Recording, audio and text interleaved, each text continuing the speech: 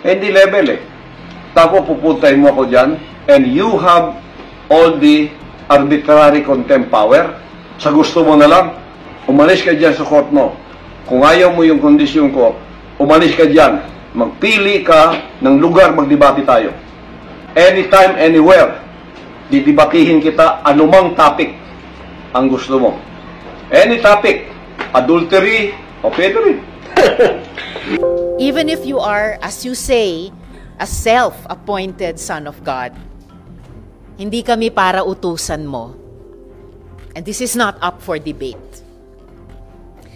Imbes na pinanindigan sana ni Quiboloy ang pag-astang hambog, nagpakita na lang sana siya sa Senado at nagbigay ng statement on record ukol sa mga bintang laban sa kanya. Napakarami na niyang sinayang na oras at pagkakataon. Alam niyo po, itong samahan na ito, walang iwanan nito. Ang kaibigan, kaibigan yun. Lalo na kapag kakampi mo pa. Hindi po dahil sa pogi ako, ha? At iyan po ang ipinaglaban ni Pastor Quiboloy. Hindi natin pwedeng iwan ang taong nagsakripisyo sa bayan. Mga mahal kong kababayan, hinihingi ko po na sana huwag natin iwan si Pastor. Maraming salamat po.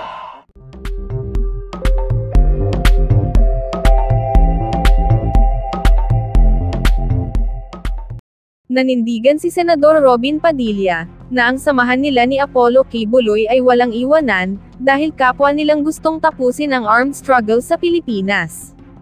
Dagdag pa niya, katulad ng binanggit ni dating Pangulong Rodrigo Duterte, ang kaibigan ay kaibigan, lalo na't kung kakampi mo pa ito. Alinsunod nito, hinikayat niya ang publiko na wag iwanan si Apollo Quiboloy dahil na rin sa di umano'y sakripisyo nito para sa bayan. Samantala, ipinasilip na ng liderato ng House of Representatives ang nakahandang detention facility o kulungan sa loob ng batasang pambansa para kay Pastor Apollo Quiboloy.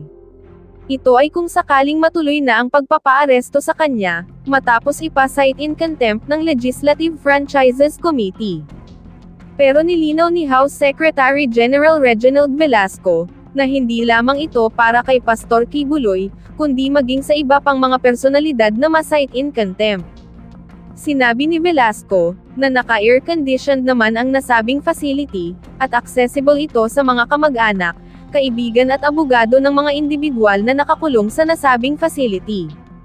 Samantala, hinahanda na ng Kamara ang warrant of arrest para kay Pastor Quiboloy, at posible sa susunod na linggo ay isisilbi na ito ng mga law enforcement agencies, partikular na ang Philippine National Police, na inatasan para i-locate si Pastor Quiboloy at dalhin sa House of Representatives.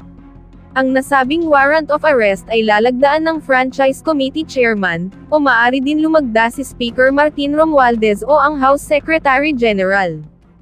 Kasi ayoko mag-comment patungkol sa committee ni Ma'am Senator Risa Hontiveros sa mga statements niya. Siyempre kasi siya ang boss dun eh, siya ang chairwoman.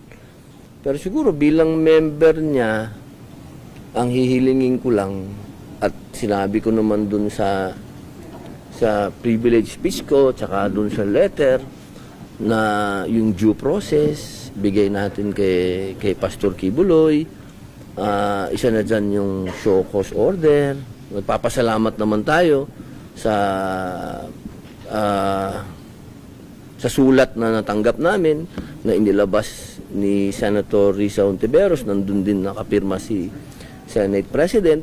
So lahat naman ito, ang magandang balita doon, dumadaan doon sa procedure na nakalagay sa Senate procedure, di ba? Yung akin lang, mahirap lang yung mga statement, kasi pag nabigay ka ng statement, sasabihin mo, itong dahilan na to, nabasa ko yun eh. Pagka sinabing medical, hindi tatanggapin. kapag ka sinabing security, meron naman. Yung mga pwede bang sabihin ng isang magbibigay ng show cause order, parang sinabi mo na hindi ito katanggap-tanggap, parang nawawala yung due process. So sana marinig muna natin. Humihingi tayo, sumulat tayo uli sa chairwoman na sana mapagbigyan tayo na marinig natin kung ano yung sasabihin ng partido ni Pastor Kibuloy. Sana magsagawa pa ng isang hearing para marinig natin. Kasi pagka puro statement yung amin lang, sana gusto namin sa hearing namin madinig para maging official.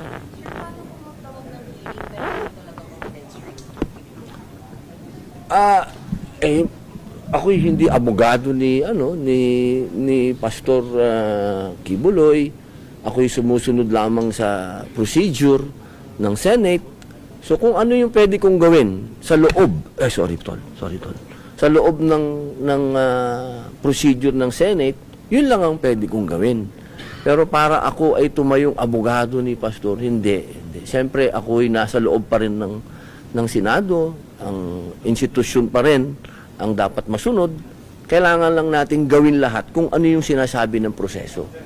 Kasi maganda din naman na naririnig ng taong bayan yung dalawang naratibo. Kasi yan ang demokrasya to eh.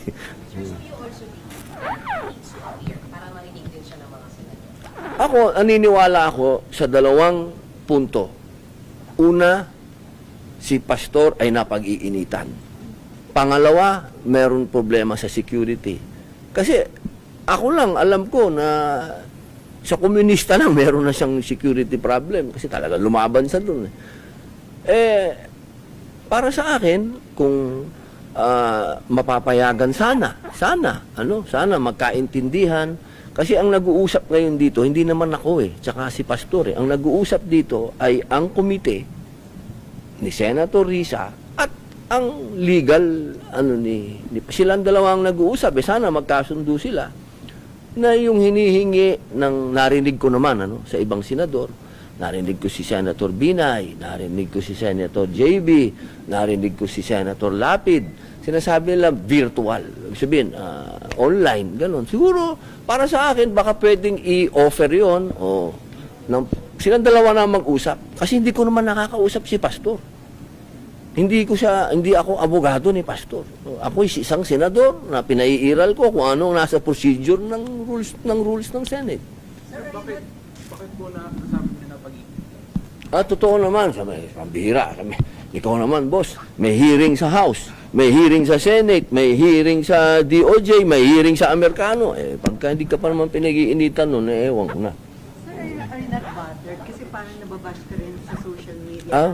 Dinidepensa niyo daw isang tao na inireklamo ng pang-aabuso ng... Hindi ko po siya, hindi lilinawin ko po, Iba po yung depensa. Trabaho po yan ng abogado niya.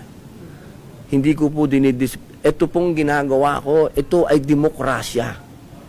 Kailangan nating daanan ito.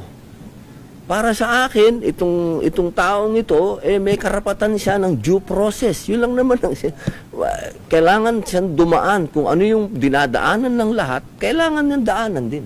Hindi naman po pwede na wala pa tayong judgment na sino ang may kasalanan o kung sino ang may ginawa, kung sino ang nagsasabi ng totoo.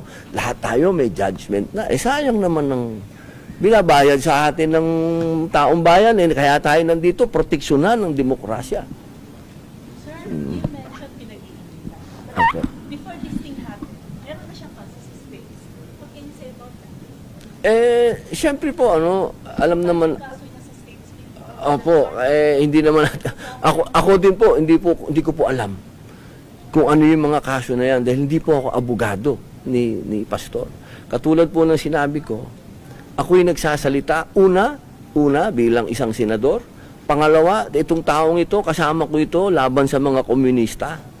Kung kahit naman sino, sa palagay ko, nakilala mo yung tao, teka, kilala ko to Kasama ko to na nakipaglaban sa komunista, sa mga alam naman natin, hindi naman kami nagsisinungaling. Open naman yung mga ginawa namin. Mapapanood naman ninyo. Makikita din nyo yan si SMNI. Magkasama talaga kami. Ngayon sa pagkakataong ito, nawala na si PRRD na lumaban din sa armed struggle. Itong tao ngayon dadaan sa ganito na hindi man lang ako magsasalita. Senador din naman ako. At nandun din naman ako sa loob ng committee na yon. Na dapat siguraduhin ko sa loob ng committee na yon ay umiiral lang due process. Wala akong hinihinging sobra dito. Lahat ito ng sinasabi ko nasa loob ng rules, nasa loob ng konstitusyon, due process. Sir, ito sa issue ng security, reserve officer kayo, para bang wala kayong tiwala sa security forces natin na bigyan siya ng sapat na security na kahit saan siya magpunta ay magiging secure siya? Hindi naman po siya walang tiwala. Ang sinasabi kasi ng saligang batas, lahat ng Pilipino ay obligado tayong ipagtanggol ang ating bayan. Pag sinabi natin ipagtanggol ang ating bayan, hindi yung literal na sasabihin mo na kailangan mong pumunta doon sa battlefront ngayon. Limbawa, katulad ngayon, tara, punta tayo ng sabihin natin, nagkakagulong ngayon sa koridor. Tara na sa koridor, punta tayo doon. Hindi po ganun. Ang sinasabi ko, kung nasan tayo, katulad ngayon, nandito tayo sa Senado, magkaroon ng anuman, sabihin natin, gera man yan o kalamidad, huwag na tayo magdagdag pa ng problema sa national at sasabihin natin sa national, kaya tulungan nyo naman kami dito. Tutulungan na natin yung mga regular forces. Sasabihin natin sa regular forces, huwag nyo kaming intindihin dito sa Senado. Organisado kami dito, reserve force kami rito, kaya namin to. Ganun lang po ba? Kailangan kasi tulungan tayo sa yung punto ko, sir, is ganito, yung may problema ka mo sa security ni Pastor. Ni Pastor? Okay, akala ko ROTC, boss. Sorry. Pag lumabas siya, baka pwedeng may mangyari. Given naman yun. Pero, sabihin is, wala kayong tiwala sa security forces natin na pantayan siya to make sure na, halimbawa, mayag na pumunta from Davao to the Senate, protected siya. Hindi po ako magsasabi kasi niyan kasi si Pastor ang nagsasabi na siya, sabi niya ay natatakot siya para sa pansarili niyang proteksyon. Hindi ko naman po pwedeng sabihin ay gagaranti ko yun. Na, Pastor, okay ka? Hindi ko gagawin yung na yun, obligasyon na yun. Kanya to, karapatan niya yun. Bilang nasa Bill of Rights natin yan, mga kapatid ko. Pwede niyang sabihin yan na hindi ako safe. Kailangan natin respetuhin ang karapatan niya. Hindi po pwedeng lahat tayo, tinuturo na natin siya na may kasalanan ka na. Wala pang sinasabi ang korte. Teka muna, di ba? Renda muna tayo, mga kababayan. Meron din siyang Bill of Rights. May karapatan siya. Ibigay natin sa kanya ang due process. Sir, as a Senate, ano magiging impact dito? Kasi sa Senate, si former President Aquino, and then, kung ito, magtatagumpay tayo na hindi makapunta si Pastor Kibuloy, ano impact dito sa integrity ng Senado? Hindi. Kailangan gawin po ng Senado ang lahat. Kailangan ma-implement niya ang kanyang, kung ano yung sinasabi dyan sa procedure ng aid of legislation na yan. Kailangan masunod yun. Opo, nasa committee na yan, ma'am. Nasa committee yan para gawin nila lahat ang kanilang kapangyarihan para masagawa nila kung ano yung nilalabas nilang mga desisyon. Di ba? Yan ay nasa kapangyarihan ngayon ng ating chairwoman. Hindi ko pwedeng pagsakupan yun Kasi member lang ako. As member niya, gagawin ko na lahat kung ano yung nasa procedure para mabigyan ng equal protection lahat ng Pilipino. Pero yung pagbibigay ng kung ano yung aabutin nung inaabot ng kaso na to at ma-serve niya yung kung gusto niyang iserve, kanya yun, ma'am. Hindi sa akin yun. Hindi ko pwedeng sapawan yung chairwoman. Member lang ako. Para sa iba pang karagdagang mga balita ng Senior Buzz, ay mag-comment lamang po mag-like at mag-share sa video na ito, at huwag po nating kalimutang mag-subscribe sa aming channel. Maraming salamat po sa inyong panonood.